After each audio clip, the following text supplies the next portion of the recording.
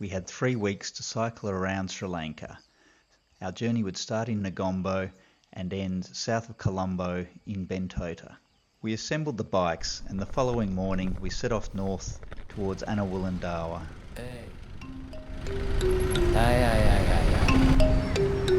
Go.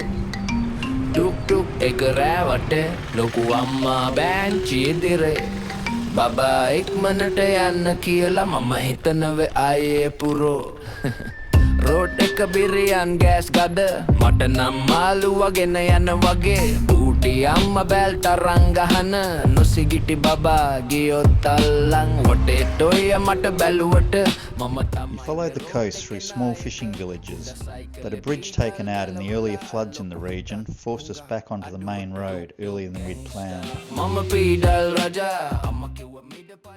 I had a minor stack yesterday where I rode into the back of a lady and child on a motorbike, nearly knocked them off.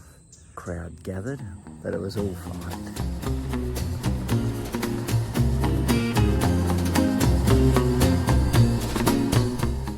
We followed the back roads from Annawulandawa and, with a lot of happy greetings from locals along the way, ended up hot and sweaty in Anuradhapura.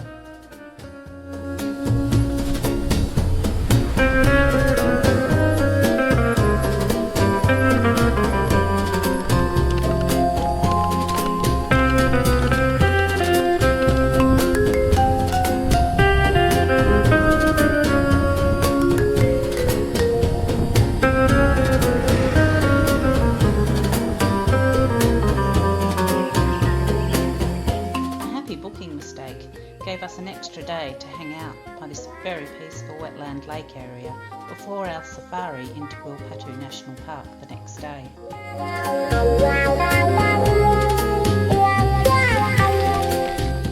We were picked up at 6 a.m. and we spent the next 10 hours bouncing around the park in the back of a four-wheel drive. The drivers all talk to each other, so if something of interest has been seen, like the elusive leopard, all the vehicles flock to that location to deliver the prize for their clients. The leopard has crossed the road, out to the right. It's tiring work, and after lunch our guide and driver suddenly put their feet up and fell asleep. It was nice not to have the sound of the diesel in our ears for a bit, and I was soon dozing with them. We'd seen a lot of wildlife thanks to our guides, and the rare sloth bear even made an appearance in the afternoon. We're on the highway the whole way to Anuradhapura this morning. So traffic's just starting to wake up now.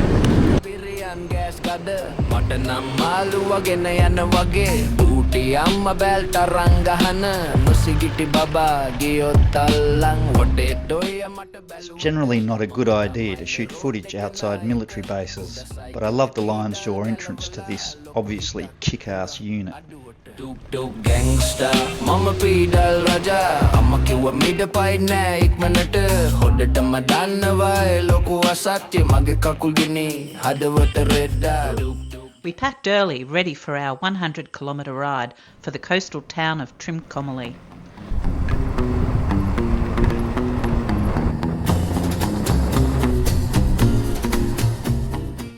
Despite not getting away as early as we wanted, the day remained mostly overcast, which made riding a lot more comfortable. There was a great vibe whenever we passed through a village on market day, with tuk-tuks bringing in people from the outlying areas to shop for fresh produce.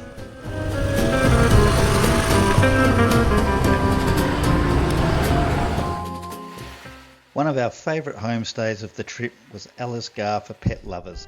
Who do you have there? Honey and Frick? Frick. Prasanth, our host, puts a lot of his money and time into feeding local stray dogs and rescuing stray cats, desexing them and caring for them. Lena, Lisa, Marley, Guna, Brett, Ella, they all have their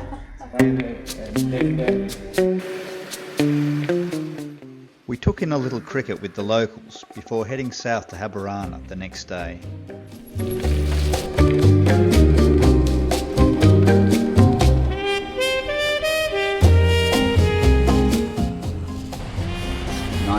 90% humidity this morning, and sure is showing on Timmy's face.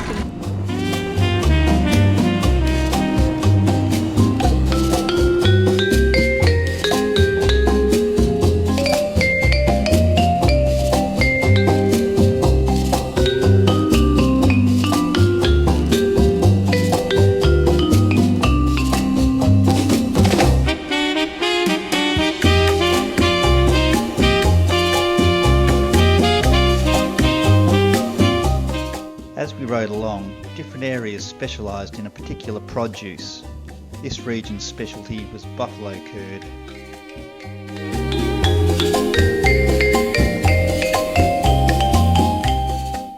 And then it was limes.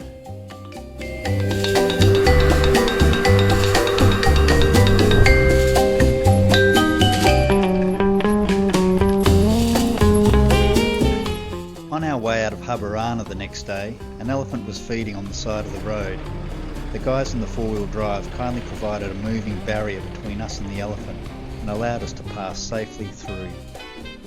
I was too busy pedalling to capture the pachyderm in his baggy pants glory.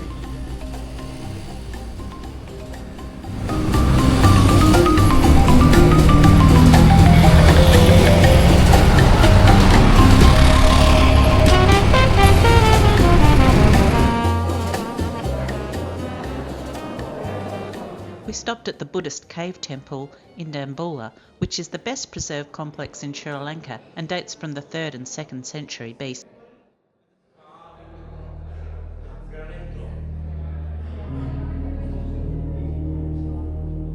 Now we're heading to Matale on this very narrow, busy road. A lot of big buses.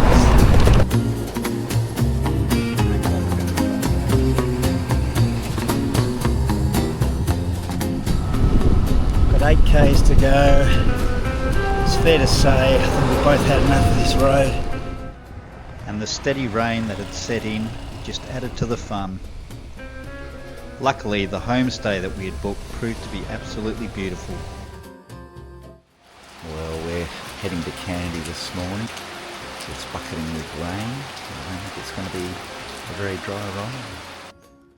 The rain had eased off and we enjoyed a lovely breakfast from our host Ranjan and his wife Pearl before setting off on the short ride to Kandy.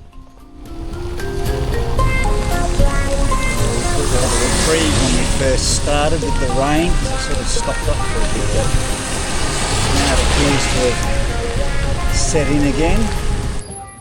We needed more time in Kandy than we had, and as more rain was forecast, we decided to bundle the bikes into a car and be driven to Hapatale up in the hill country.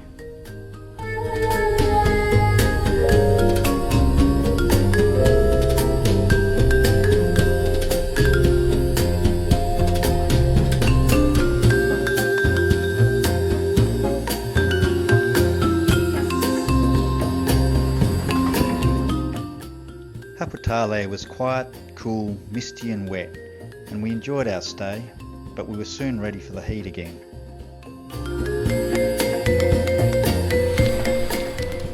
We left early and started with 20 kilometres of pure downhill joy.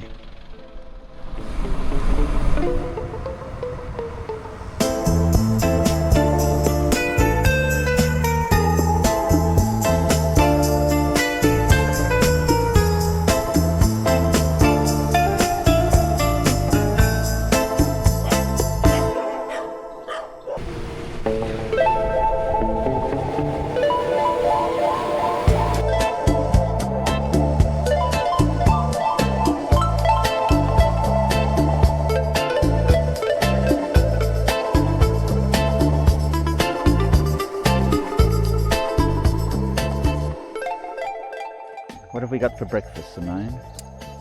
Sandwiches, got a lot of bananas, and we got a little yogurt, and then we got a little juice as well.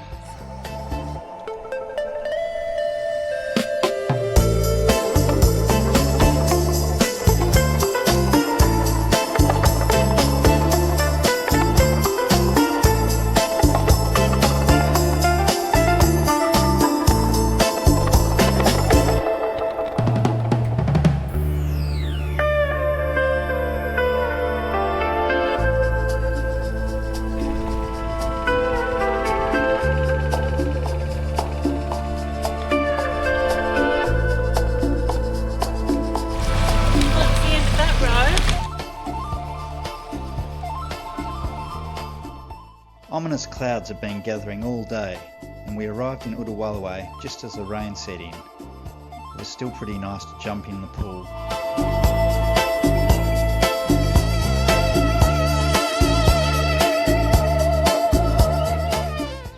In Wellagama, we had a couple of beach days with a continuous loop of Bob Marley tracks playing in the background,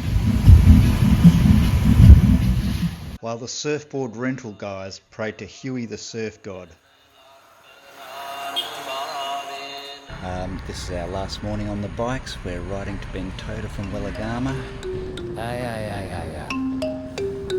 Go. Tuk tuk ek ravate loku amma benchi dire baba ek minute yanna kiyala mama hitanawe aaye puro road එක බිරියන් gas ගද මට නම් මාළුවා ගෙන යන වගේ බූටි අම්මා බැල්ට අරන් ගහන නොසිගිටි බබා ගියොත් අල්ලන් වටේට ඔය මට බැලුවට මම තමයි මේ road එකේ නායක කුඩා සයිකලේ පීඩල් ගලවලා ලොකු හිතක් හුඟක් අඩුවට ටුක් ටුක් ගෑන්ග්ස්ටර් මම පීඩල් රජා අම්මා කිව්ව මිඩපයි නෑ ඉක්මනට හොඩටම දන්නවා ඒ ලොකු අසත්‍ය මගේ කකුල් ගිනි හදවත රෙද්දා ටුක් ටුක් ගෑන්ග්ස්ටර් හොරනේ සිට කොළඹ හොඬු හොඬු ඕන් මගේ රිද්මටම අම්මා පිට පිට කෙලවුණන් මට බබා. Our main reason for stopping in Bentota was to visit Lunaganga, the house and gardens of the Sri Lankan architect Geoffrey Bawa. Bawa continued to develop the house and gardens for 40 years before his death in 2003, and it was well worth the visit.